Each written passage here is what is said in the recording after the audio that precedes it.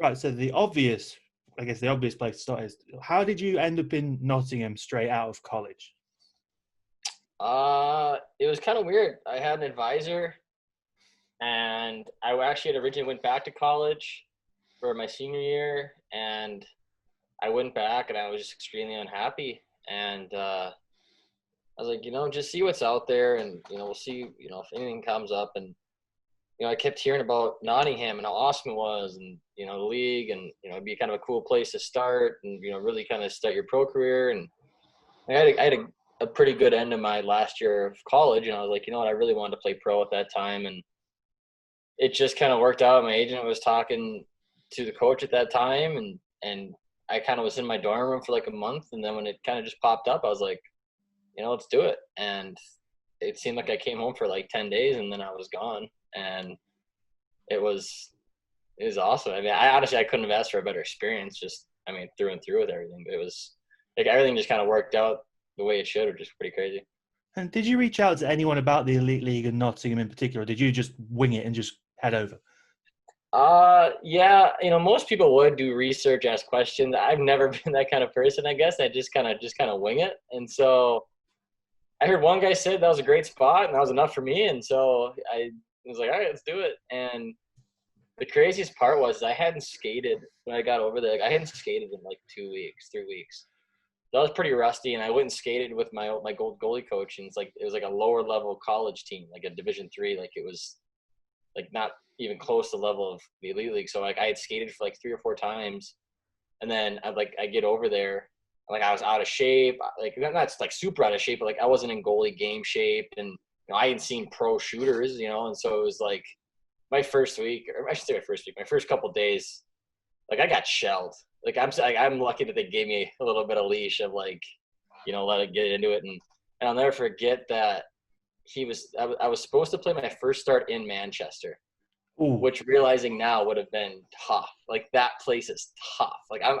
I'm looking at Nottingham's arena. I'm like, man, this is sick. Like I'd love to play here. Seeing the fans, and like, yeah, you're playing against Manchester, and I'm like, man. And I think we lost that game like 5-4 in a shootout or something. And I'm sitting there like, oh my god, this would have been horrible as a first start.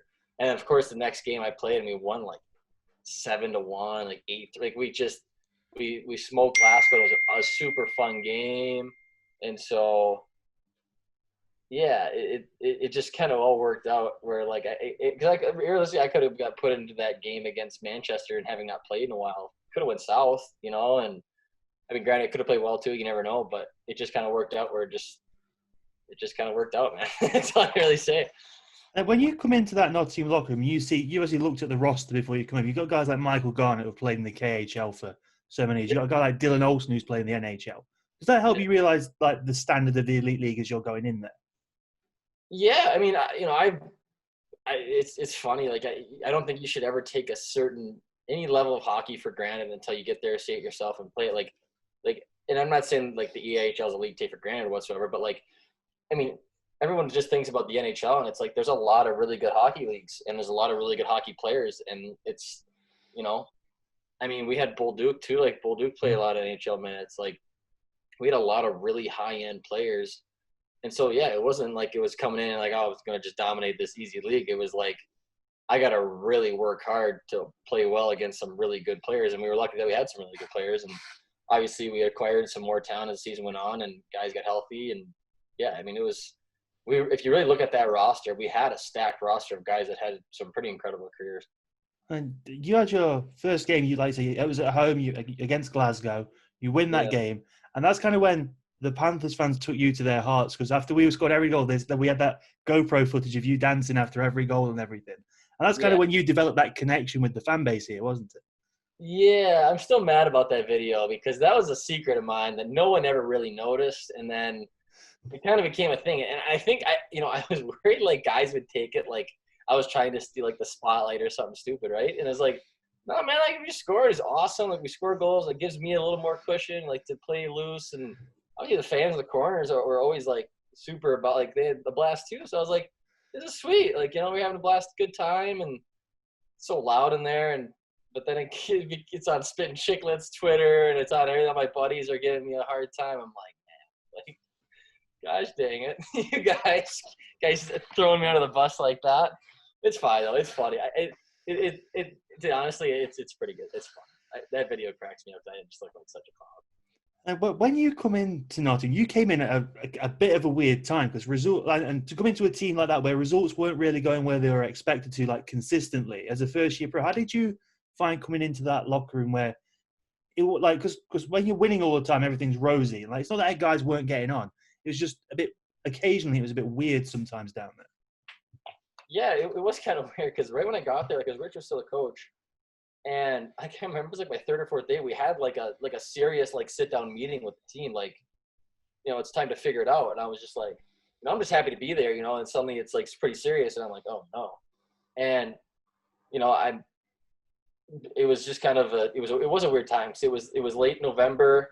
I knew nothing about Europe that much, or not Europe, but, the UK. And, I never left the United States. So it was a lot to take in. And it was such a good time because it was, right around Christmas time. Our Christmas downtown is beautiful. It's so fun to be around town. We're playing so many games, and so yeah, it was a lot to take in. And I've always been pretty easygoing. Where like, and I think the biggest thing for me was I was hoping, if I got an opportunity, if I just gave the guys a chance to win, that would be huge for me, and then obviously huge to the team if I could, get wins. And you're right, we were playing hard and really well against those good teams, and then we would lose to a team that was lower in the standings, and it was just kind of like raising eyebrows, like, what are we doing here, right? So, it was good to see that, like, once, and I'm not saying I was the one that did, but like, I know when I got there, things were starting to turn in the right direction, and then, we ended up actually having a pretty successful end of the season. I thought you was it, Bible, like you were a bright spark that came into that. I think the room kind of needed that energy that you brought. Like, you're, like you say, you're a fun, relaxed guy, and I think that the team, I think the fans needed that as well. Yeah, I mean, and I think that was like, I mean, for a lot of guys too, like I was a younger guy, and as like you said, I like to bring a lot of energy, and so I think, we had a lot of veteran players, and having kind of a little breath of fresh air with that. And I mean, I'm not saying I made a huge difference. I mean, guys were playing really well, and I was in net, and really helped me out and made life easy on me for a lot of games. So, I like to say I did help, but it wasn't like I was the reason we started winning games like that. But it was fun that we kind of were able to turn around and kind of go on a little bit of a run, and the guys, we all kind of bought in there at the same time. And how much did it help you being part of that goalie group with Mike Garnett and Sam Gospel? Because I know you and Sam became close.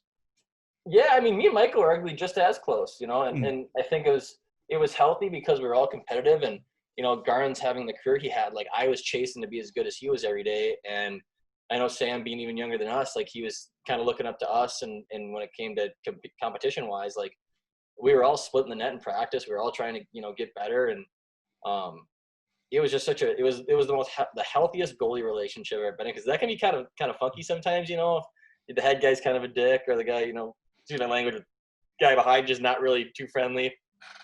So it was the healthiest like goalie relationships I ever had, and it's cool that I still get to, talk to Michael and talk to Sam, and like still like huge fans of theirs, and still buddies with those guys. And, it was really cool to me that when I started playing a little more, and Michael, he wasn't mad at me. He wasn't mad at it. He was just super supportive and would be there between periods to help me out. And, it was nice for him. He was a big help to me. And you can't put a value on that kind of, a guy with that experience coming to you and giving you that booster between periods, can you? No, I mean, there wasn't. I mean, he'd come between periods, and he would say, "Hey, you're doing this, this, and this," and I'm like, "Yeah, like you're 1,000% right. Like you're right. I got to stop doing that." And it helps when you have, as a goalie, you are pretty alone, and it's not like the head coach from the bench is going to see a ton of stuff, like technical stuff like that, right? So, it was nice to have him, and he'd always sit up above me, so he would be able to see a lot. And he really kind of helped me hone in my own game. And I think like when it came to I ended up with like probably the best numbers of my career when it came to a full season of play. Like a lot of it was because of Michael really just kind of helped me develop throughout the season. And then January comes, and I guess one of the most exciting things that's ever happened to you happens when it's announced that Chris Stewart is going to play for the Panthers. I don't give him that much credit. It wasn't the most exciting time of my life. No, Stewie's a beauty, man. I actually just saw him about a month ago. He's living in Minnesota now. and we had just kind of met up one day. And no, he was cool. He was just cool because he's a guy that I'd seen play a ton and was a big fan of, and then you meet him and it's kind of funny. You're not really idolized. He's just one of your buddies, and it was cool, man. He brought a lot of life into our locker room and really kind of put a focus on us winning. And he was a big help every night. And he didn't have to score goals to make a huge impact on the game, which is pretty cool to see.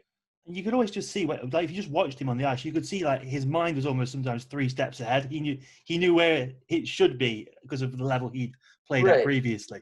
Yeah, and I remember like after a couple of weeks when he really started to get used to the bigger ice and how much room he had to make plays. He had some pretty special games. I think he had a couple 3-point games, and we had some good scores on that team too. And so it was good. Realistically, we had a pretty good team that year. There was that one game. I know he lost that game in Belfast, but like he ran that whole game. If you remember that one.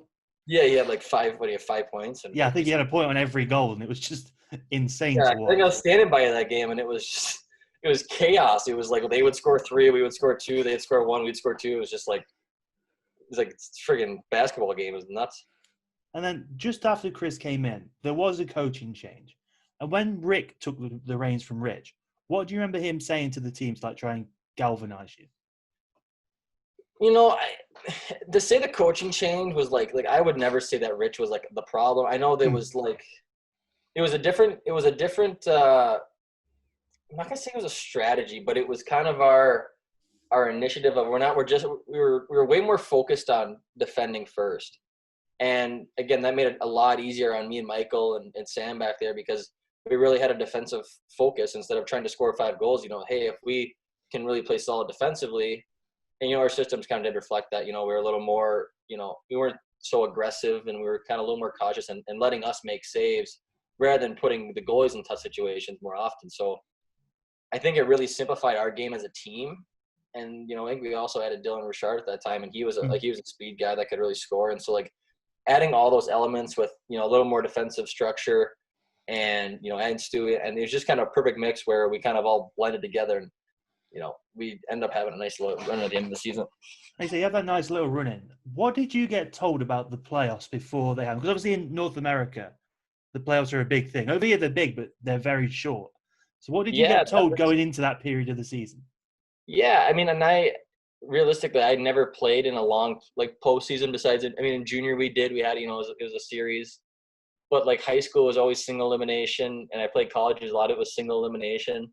And so, at the most, it was best of 3. But, I remember hearing you have your 1 playoff series, and then you're in the 4. And, it comes pretty quick, right? And so when we won that, we won that first series, that was pretty fun. It was crazy to go in there, and then we ended up winning both. We won the first game, and then we held on to win the second game. And then, obviously, when you went to the Final Four, it was amazing. It was such a cool spectacle. Obviously, it didn't go the way we wanted to. That was one of the most ridiculous hockey games I've ever played in, but it was still such a cool experience. I'll never forget. And when you get, like I say, you, Sam, Mike, you're all competitive guys. It's all a healthy relationship.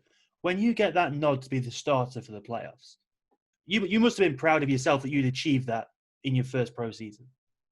Yeah, I had a point in time when I was in college where I didn't know if hockey had kind of been drained on me, and I wasn't having a ton of fun. And when I went over there, I just wanted to enjoy hockey again. And I kind of went in thinking I was just going to be a backup to Michael, and that was cool to me just to learn from him and have a good experience. And maybe taught me a little too much. Just kidding, but I ended up, I had kind of gotten on a streak there for a while where I kind of felt really good about my game, and so the team again was playing great. So it wasn't I wasn't putting on these crazy one-man shows. We were playing really well. So it just kind of was a perfect mix for me. And then when the playoffs started and hey, Pack, you're going to play and start, I felt great. I was really happy about it. And it was one of the prouder moments just because I actually think Michael was proud of me too, because he had seen how much growth I've had and how much he had helped, and just to see it have a couple of losses, that was pretty cool. And then you realize you got to go and play in Fife, which is an interesting rink to go and play in because it's completely different to Nottingham. What kind of adjustments as a netminder do you have to make going into a rink like that as opposed to playing at home? Well, I've always liked and more, I think maybe not to say benefited, but when you're playing in bigger arenas and brighter lights or kind of a nicer facility, the rink kind of seems bigger for a goalie. It's just kind of the optics, when you're in like a tight arena like that, every shot seems like a little bit faster. Everything's kind of happens. Even if it doesn't actually happen quicker, it just seems that way, you know? So yeah, and it's a different arena, but the fans are still super into it. Like, it's not like you're playing in, you know, like an arena where it's no atmosphere. It's loud, but they're right on top of you, and our fans are right behind us. And so it's and the 2-game aggregate's different too, which I've never done in hockey. So like, you know, it's a 6-period game. So we give a couple goals earlier, you know, that was the mindset. You know, it's never over. Like, you just got to keep playing. And I think we walked out of there 3-3. 3, it was tied. Yeah. Yeah, it's tied 3-3, and so like we were pretty happy with that because it is just kind of a chaotic rink. And then yeah, that next year or the next game to be able to go back home and then win 1-0, that was pretty special too. That might have been one of like something I'll never forget, just because when we scored that second empty net goal, or the empty net goal, I just remember going into the corner with like the group and the fan. Like, I've never heard arena that loud. That was insane. And then it all builds up to that playoff finals weekend where you've got all the different fans from all the different teams scattered around the arena. As you say, the game didn't go as we wanted it to. Tommy got hurt early. Charles Longley scored one of the most ridiculous goals I think anyone's ever seen. No one's going to get a backhander from that angle in a gap that small ever again. It was, man, like, well, and like I remember it too, because like I know we had some guys banged up, and then like they said Tommy went out early. I think Stewie was Gupta. There's a couple other guys like our a lot of our good play, like our star scorers. You know, everyone was kind of injured, and it was just like it was a tough situation to go to. We had to have a perfect game, and we had a lot of imperfect situations, right? And I just remember early, like, you know, they scored kind of a goofy goal where like Bolduc, who is just, you know, smart and as consistent of players I've ever played with, like, just had a bad rolling puck, and then suddenly it like goes off his skate in on like a slap shot, and it was just like, I remember sitting in, I think it was like 3-0 or something, and I was like, those are 3 of the most ridiculous goals like I've ever. And it was so weird because there's so much going on. Like, and I'm not saying the fans affect the game, but like you got like 4 cheering sections like cheering, you got 4 booing, you got like it's chaos. And then, you know, we kind of fought back, and they scored just some ridiculous goals, and I'm just sitting there like, oh my god. It was so frustrating, and I just felt so bad because those guys had worked so hard for me, and I really felt I let them down that night because I wanted to give them a chance. They deserved a chance with how much they played well in front of me, and it still kind of honestly it still stings because I can't stand losing, especially big games like that. I kind of pride myself. I wanted to be really good in those games, so that one kind of sucked, to be honest. Was it important for you then to go back? I know that third, fourth place game is what it is, but was it important for you to go back in there and just have a bit of fun in a game straight away? Yeah, I mean, I honestly didn't know I was playing. Michael had told me the night before that he was going to play, or that they told Michael he was going to play. And so that night I went home and I just sat there pretty much in silence for like 2 hours, like just depressed. And so I show up to the ring, like not really ready to play. And then Michael was like, yeah, you're playing. I was like, okay. You know, and I was like, I was telling coach, like, I just really didn't want to play hockey. I was so upset. And yeah, shut the door. Okay, he goes, don't ever say you don't want to play hockey. And I was like, yeah, you're right. I don't know who the hell I am saying I don't want to play, right? Like, and so I was, to be honest, to get back out there, you know, if that would have been the last game I played in Nottingham, it would have been kind of a stinger for me, you know, like, and if that had been the end of my season, I think I would have spent the rest of the summer pretty upset. So it was good to go in there. I think I played 2 periods. I got a shutout. You know, I had a couple nice saves. You're right. It felt good to kind of wash it mentally.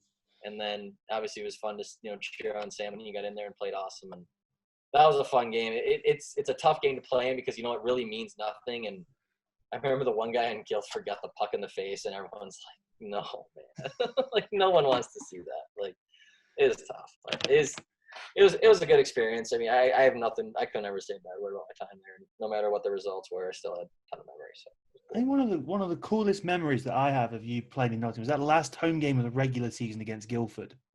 And it was like 0-0 all the way through. And then they scored with like 2 minutes to go or something.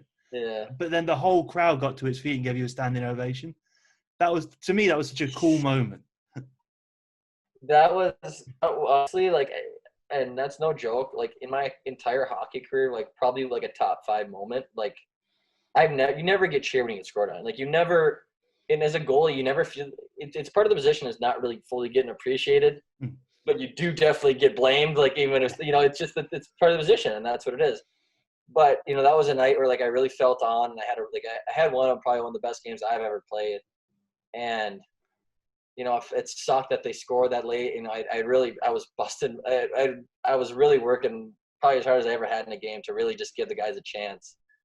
And when they got scored, I was so defeated, and it was one of the most surreal moments when you have like that many people that like were like that supportive of you and like really like kind of gave you the recognition. Like, not saying you ever deserve recognition, but like it was pretty kind of warmed my heart, where I was like, these guys really support me and think highly, and they're thankful for it makes me want to play better and play more, play harder for those guys, because they support us. They supported me personally, and so that was a pretty special. I remember when I got home that night, like a lot of my family had saw it and saw like videos and stuff, and I remember so many people being like, that was like one of the most special. Like my parents were like, that's pretty remarkable. That's pretty cool. When you look back at your time in Nottingham, are there any moments or stories that stand out in your head from interactions with people, or is it just those games and those moments that really stick in the memory? I remember some of the games. I mean, I don't to say I remember all of my games and how we did or what. I remember those special moments, but a lot of it was people. Like I remember, like Shelly and those guys at the pub right next door. Like that was cool. Yeah, it was legendary to go there after games and always had the fans there, to talk to. And I mean, when Stu came over, we'd always have some cookouts at his house, and it was really cool to get to know guys that have been through a lot, and like the amount of like I learned from them about hockey, obviously, but like learned about how to deal with a lot of stuff that happens in hockey and life is like, it was pretty special. And it was a lot. Like I took in so much that year, where I wish I had known that, 3-4 years ago. Like it was a lot of stuff that was like, man, like that stuff is so important.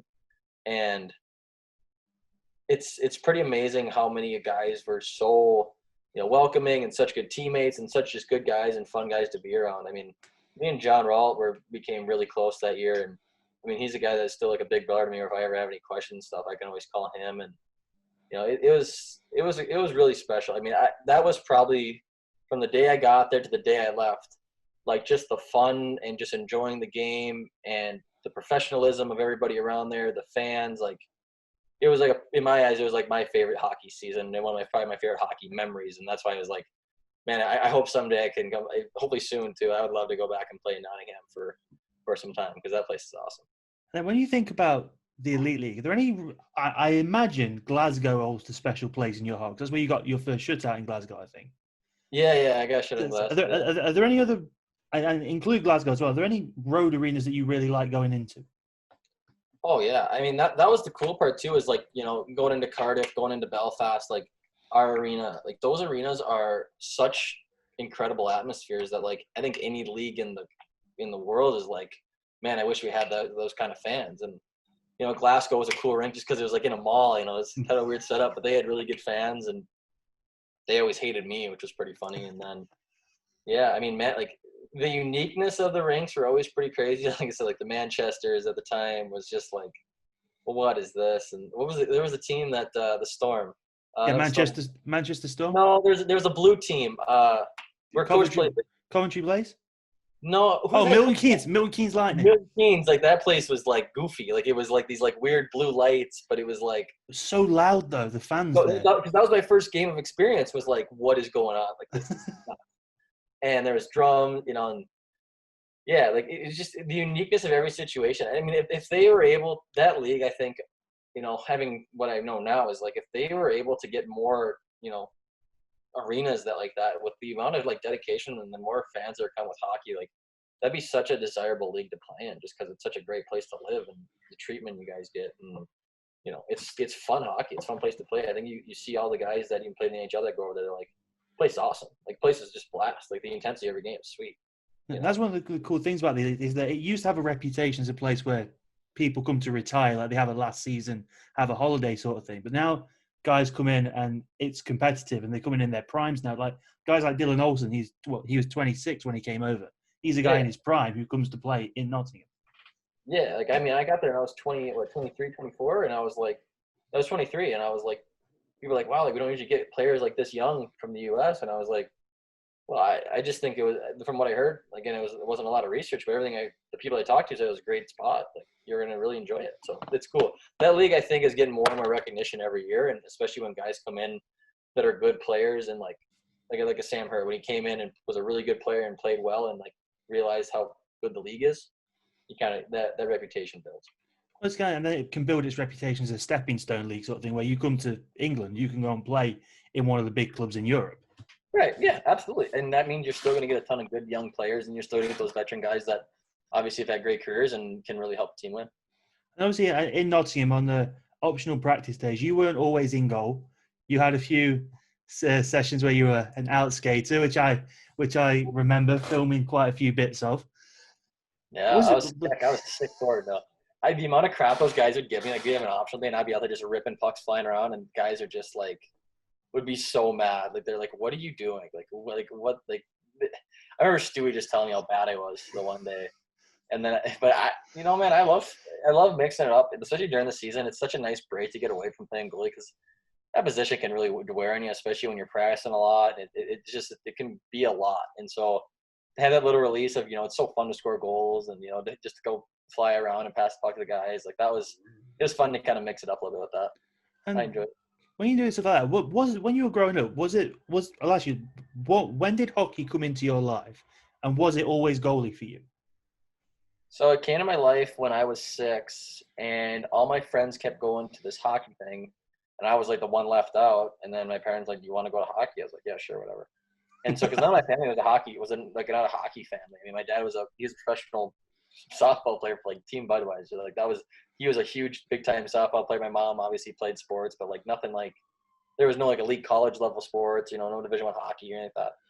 So hockey was super fresh, and we went to a rink when I was 6, and team won a championship. They all went and jumped on the goalie, and I was like, "Oh, that guy's got cool pads. Like he got jumped on. Let's do it."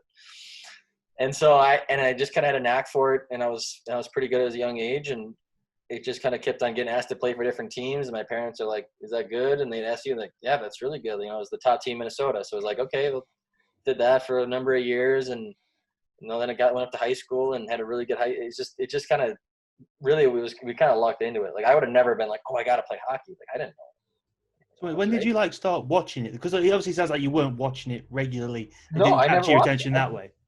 I mean, the Wild were in Minnesota, so and they were fresh, when I was 6. So that was like right when the Wild came back, I think. And so, through my dad's work, they had gotten tickets like an All-Star game, and I went and watched. And I mean, I always thought hockey was awesome, but it wasn't like it was awesome because all my friends were playing and they thought it was awesome. So I'm like, yeah, this is awesome, and just kind of lucked into like I made it a lot farther than most of like everybody else. Like nobody else barely played high school, and I ended up, having so far just kind of a very unique but pretty cool career. So. And speaking of unique moments in your career, you made your NCAA debut for Vermont, and that was a pretty special game as well. Yeah, I mean, playing college hockey is like your dream. If you can play, Division I college hockey, you're, in Minnesota, that's like the coolest thing ever. And after 2 years of living in Alaska, which I don't know if you guys know is like the coldest place on earth, to go to Vermont, and I basically got in because the guy got injured, and I just was the guy thrown in and ended up getting a shutout against like the top 15 teams. So it was just like my whole hockey career is literally just a whole big old ball of luck and just like weird timing and playing well at weird time. It's so fluky, honestly, but yeah, that was a pretty special one, because I remember the night before I was shaking in my bed calling me down. I was so nervous because I just, if I wouldn't suck, who knows, that might have been the last college game I ever played, right? They never would have went back to me. Or you play amazing and you get a shutout and everyone thinks you're like the best goalie in the world. And it's like, well, okay, it was one game, but yeah, it's just it's such there's no in between. I wasn't going to play okay and we lose, and so it was pretty nerve wracking. And obviously it was like 3 months into the season, and the craziest part was like a month before that, I was not playing. Like for the first 2.5 months of college, our goalie coach and I were working so much, but it was just at that point when I really started to kind of take a step where I was like, okay, I'm kind of starting to dominate and play really well in practice instead of getting shelled the entire time. So it was just kind of a weird timing. Then the goalie got hurt, and then they went with me over a junior, and then they just kind of, everything just, that was a really good game, and it just kind of rolled and piled. It was kind of neat. And you bounced around a few teams in the NCAA. You don't normally see that. How come you move schools like every year? Yeah, so that's another crazy thing is I most guys don't transfer around. Like usually you transfer once if you do transfer, if you're unhappy. Basically, I was really lightly recruited to go to Division I. It was the only offer that I had on the table. The Minnesota Gophers, who was in my home state, very lightly recruited me. It wasn't anything crazy, and I actually had never taken a visit. And at the time, I just really wanted to play Division I hockey. So I took a kind of not a great offer when it came to my scholarship. And the school was really expensive. I think it was like $50,000 a year to go there, so which is a lot to pay to go to school. And so, my parents I've always knew that like my student loans would be on me. My parents, work really hard, but if I wanted to go to college, it was on me. So, and I had a great year and I was really excited where the team was heading. I had an awesome playoffs, and it was like by end of their meeting, they just did not have any scholarship money for me. And I was like, really? Like I was kind of, pretty important part of the team. And so it kind of talked to my family and my advisor, and there was kind of some rumblings that there would be some options. And I was really fortunate because I ended up going to the team that won the national championship the next year. And it was probably one of the coolest years of my life, just not even hockey, just because it was just I'm living in one of the best cities in America, and it was really cool. And and then at the end of that season, I was ready to play. Like I had a great freshman year, had to sit out a whole year because that's the rule. So I'm getting ready for my junior year. The goalie that was the starter is supposed to leave, and I'm supposed to come in and be the guy. And it was like I'm jacked up. I worked my tail off all year. And, the guy never actually got any pro offers. So he decided to come back for his senior year. And the head coach was pretty honest. Montgomery, who ended up going to Dallas Stars, he is like probably not going to play a ton, if at all. We got a guy. And I'm sitting there like, man, I didn't want to sit out another year. That sounds terrible. And especially, same thing there where my scholarship wasn't my year I was off. I got a great scholarship, but my year that I wasn't the next year, without him leaving, I didn't have any scholarship. And that school was like $70,000.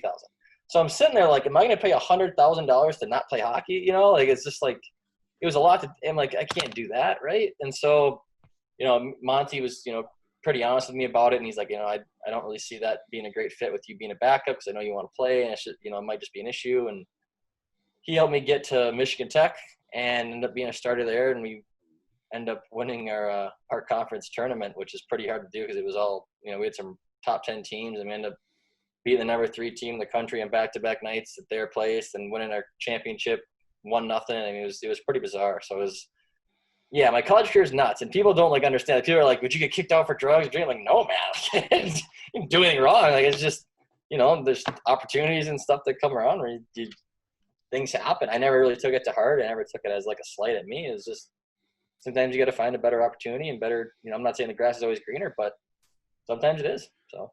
And those opportunities lead you to where you kind of are now, don't they? Like without that, you might not have ended up in Nottingham. You might not have gone from.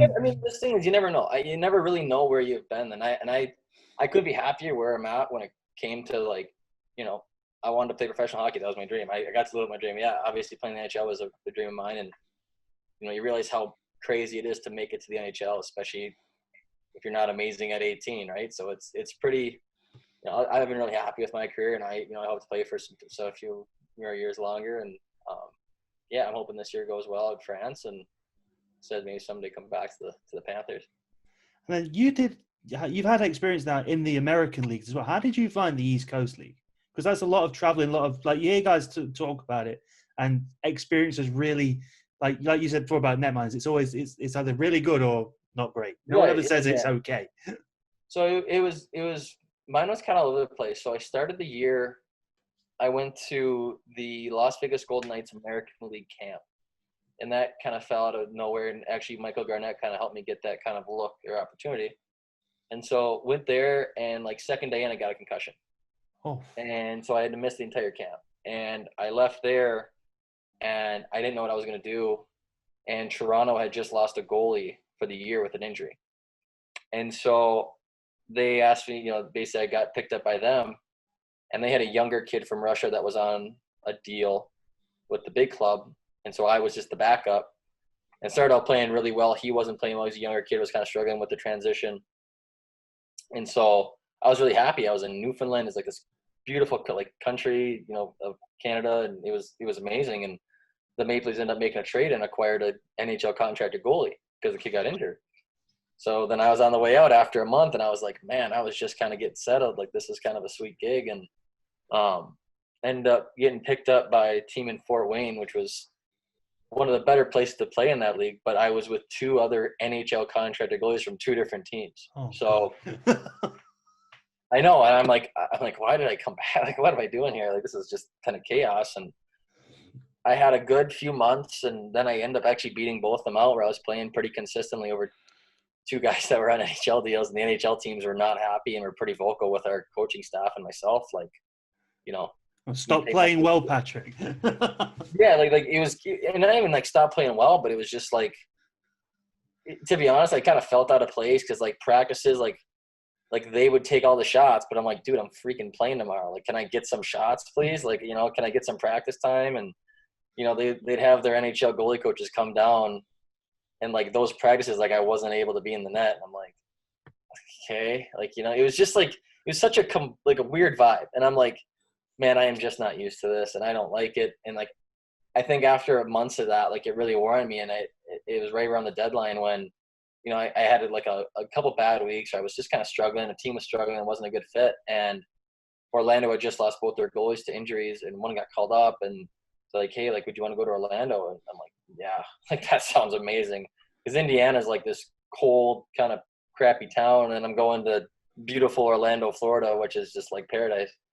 So I get down there, yeah, 9 days, and then it was like, all right, well, season's over. And I'm like, you know what? It's okay. I just, you know, this year could end. You know, the travel is tough. You know, the stuff you have to deal with contracts and stuff is tough. And man, being a goalie is tough. Like it was just a lot. And I'm glad I came back and experienced it just for like down the road, like knowing, you know, because I want to go into coaching when I'm done. But yeah, man, that was a lot. It wasn't an easy year by any means.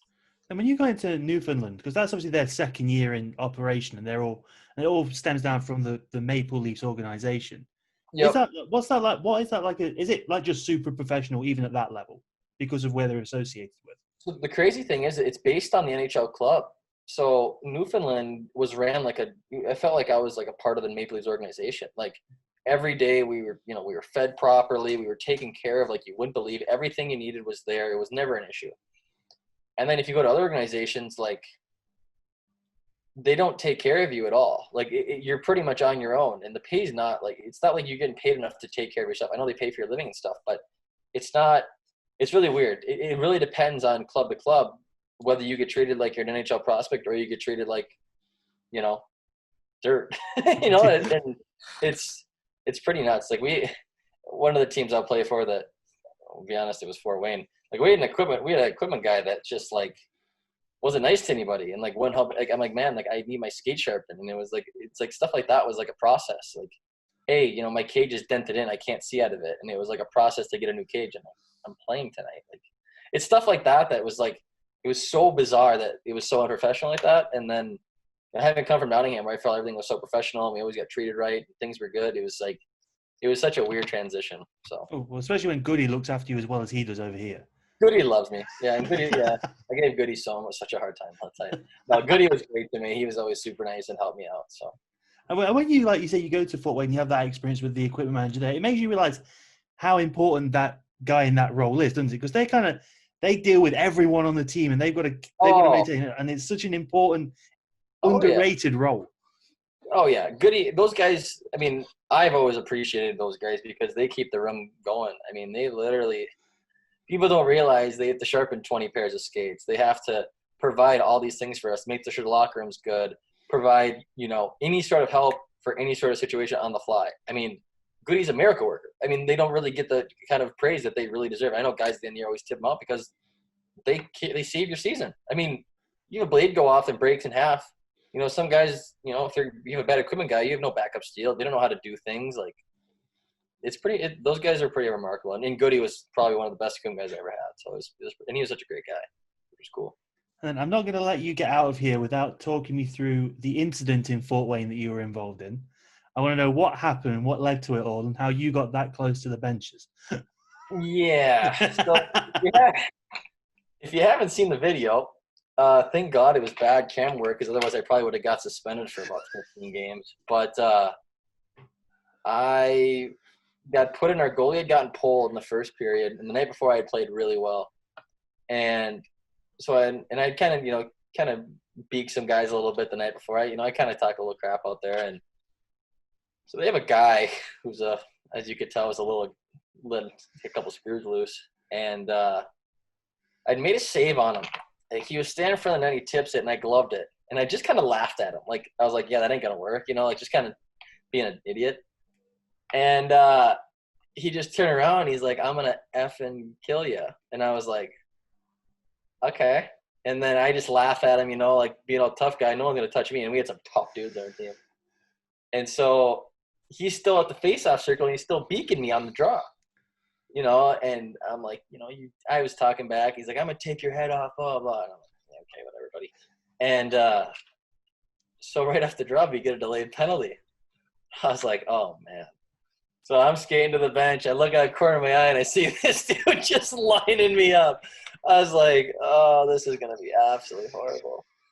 And, I'm acting like I don't see him. I see him coming closer, coming to hit me. And I just threw a bow at him. But none of this is on camera, which is crazy. None of it's on camera. So I bow him in the head. He turns around and tries to, cross-check me to the neck. And I literally go full baseball swing, long end of my stick, and I hack him on the kneecap. And I take him out by the knee. I swung as hard as I can, like I was trying to hit a home run. Everything from there, then the video finally comes in of everyone beating the crap out of that guy, me throwing a blocker. But that's again, me throwing a blocker at the guy on the bench isn't on camera either. So, and then from there, it's just kind of chaos and guys, fighting everywhere. And it was bizarre because then, everything's going on, whatever. And I'm yelling at their goalie. He's yelling at me. And I'm like, well, you want to go? Whatever. And I knew the guy. So he wasn't, really in the mood for that. He was just like, go to your net. That was bullshit, I skate back to the net, and I'm going slow, and I have my helmet up, and I'm smiling because the whole arena is giving me just boo, whatever, and going nuts, and I'm smiling. This is all hilarious to me. And sure enough, they yeah, man, you're kicked out. Can't do that. So I'm skating back another slow lap to the bench, and guys are, yakking, loud as ever, and I'm kind of laughing, doing, kind of pimping the crowd a little bit. And I skate off. And I just got kicked out of the game. We get in the locker room. Me and my buddies all got in the fight. We're all jumping around, whatever. But then reality sets in. I'm like, man, I'm probably getting suspended. I am going to be I am screwed because that was horrible. So next day, he's like, hey, that was probably not smart, Pax. I'm like, man, he came at me. What do you want me to do? We'll have a call with the league on Monday, we'll see what happens. Call comes in Monday, and it's the head of the CHL. And he's like, so what happened? I was like, well, I was just, protecting myself. And he's like, well, we can only see what happened on video, and it looks like you didn't do anything wrong. I was like, yeah, you're right. I didn't do anything wrong. And realistically, if that was on video, it was a full baseball swing to the guy's kneecap. It might have been one of the most viral videos of all time. It was absurd. But nothing ever came out of it. I had a $100 fine that, the team ended up paying for, so it was pretty funny. That's $100 you ever spent. Yeah, it was. But the funniest part was, so that crazy dude got traded to our rival the day before I got traded to Orlando. So that guy got traded, and we were going to play them in a week. And man, that's going to be insane. And then I got traded to Orlando. I was like, shucks. Those are the memories that almost stick with you longer than everything else, aren't they? I always forget about it, because you're you've got to talk about that one thing that happens to you. I'm like, what are you talking about? And then, yeah, that was pretty ridiculous. And then you tell it, and it's a great story. It's a great story, yeah. The best part, though, was I got in the locker room. There's the two other guys that were really – you see the two guys on the bench that are throwing bombs on those guys? Those are two of my favorite defensemen. And we're in the locker room jumping that was awesome. My dad and my brother FaceTime me, and they're like, what the fuck? What's going on? I was like, I don't know, man. Fight. Crazy. At least you take that off the list as well, the things you want to do in a game. Start a line brawl. One thing I would love a goalie fight in Nottingham. That place would erupt. Against Sheffield. Me versus Sheffield goalie in a goalie fight at center ice.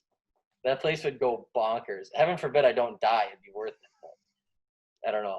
Gosh, I'm not really a fighter, and I will fight, but it wasn't something I was looking for, and it was just funny that it all kind of happened like that. And the worst part of this whole thing. So we were up 4-0 or 3-0, and then our goalie left 3 goals on 3 shots, and then I got put in. And so this guy's having a horrible game. You know, he's getting beat on everything. It was just really not good. He's a good goalie, just having every goalie's a bad night. So then I go in, and I'm like, was low key playing pretty sweet. Like I was making really nice saves, and like we get up like 4 or 5-3, and then I get kicked out, and that kid has to come back in the game, and we lose like 6-5 in an overtime. And like that's what I'm saying. And then we got back in the locker room, and everyone, like all the coaches were so mad, and like it was so awesome thing. And then I was like, shit, I probably shouldn't have did that. We were gonna win. You know, like I was kind of dominating that point. It was pretty funny. And people say the Elite League's crazy. Yeah, I mean, I think the Elite League, from what I understand, used to be crazy. But when I was over there, it was like a pretty respectful, like professional. I only saw like 2 fights. Like it wasn't like it was an absolute Donnybrook every night. Like it was pretty. I thought it was a great. I thought the hockey in that league was better than the coast. It was way more structured, way more like professional in the way guys played. Like guys were more skilled. I felt like so. It was. I thought that league was better. And plus, Nottingham was land of the giants when you were here. No one was really going to mess with people on that team. Jane and Risling, Alex Bolduc. Oh, yeah. Gila Pin. I felt invincible. Was someone going to try and fight me and the D out there? Yeah, it was like that team was one of the toughest teams I think I've ever. I mean, even Bolduc was a guy I wouldn't want to like. None of those guys are guys you want to mess with. Like, well, Bolduc, he's got like that. He's always got that permanent stubble and just that scowl on his face. Yeah, like he looks like a guy that like. Is pretty terrifying. Yeah, imagine him mad. So, and now you've got a pretty cool adventure to get into in France. You must be looking forward to that. Yeah, I'm excited because it'll be a situation where I get to play every game again. And after last year of dealing with, you know, hey, this guy's here to watch this guy, so you don't get to play, and you have to play the third game on the third night when the team's gassed. It's like, okay, you know, it's like you're just always put in crummy situations where it's more like, hey, you're gonna play every game, you're the guy again.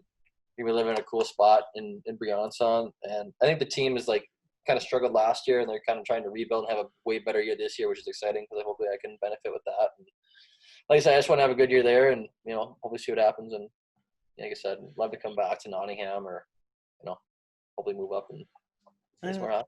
And obviously things will depend on COVID and whatever. But another one of the good things about being in France is that you're already in mainland Europe. So if you get like a weekend off, no games, it's easy to go and travel places you haven't been before. 100%. Yeah, no, I mean I'm bringing my golf clubs. I'm hoping to still be able to go hit some, work on the game a little bit. No, yeah, there's a lot of cool spots that I would love to go see with Italy and you know everything over there in mainland. I think Spain's pretty close, so it'd be cool.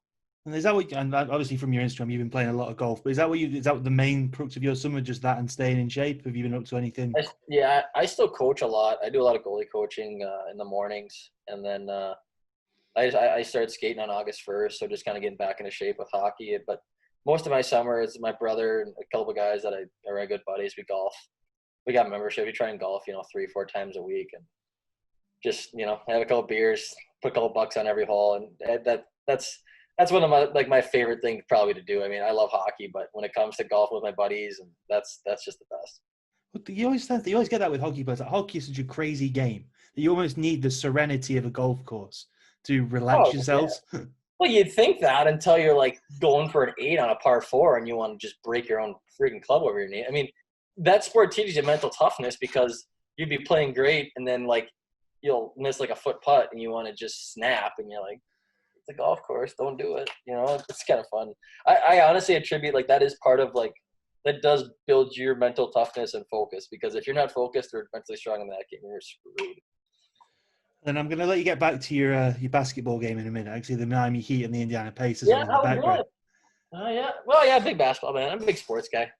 I'm guessing you're a bit disappointed your Timberwolves aren't involved then. They suck, man. You go Cat. That's tough. It's the Dundee Stars of the NBA. No, that was mean. I'll take that back. That was rude. Does that mean you're not rooting for Jimmy Butler because he doesn't like Minnesota anymore? No, yeah, he fought his own teammates. Kind of respect it, honestly. But no. Well, then he goes to play with the third team and beats the starters. Yeah, that's the best story ever. The way he did it. You're like, man, he kind of threw the point.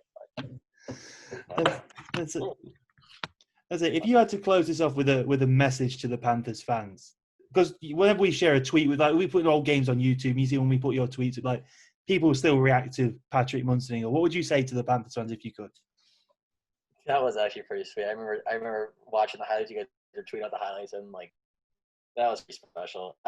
I mean, I can't thank those guys enough. That was the most fun year and most, you know, I'm not gonna get all emotional. That was like one of the most, like, for myself, just one of the best times of my life. And like I said, I would love nothing more to hopefully be back there sometime in the future and play in front of those guys again, and you know, be back in Nottingham. So yeah, that'd be cool. I miss those guys. Miss all the fans.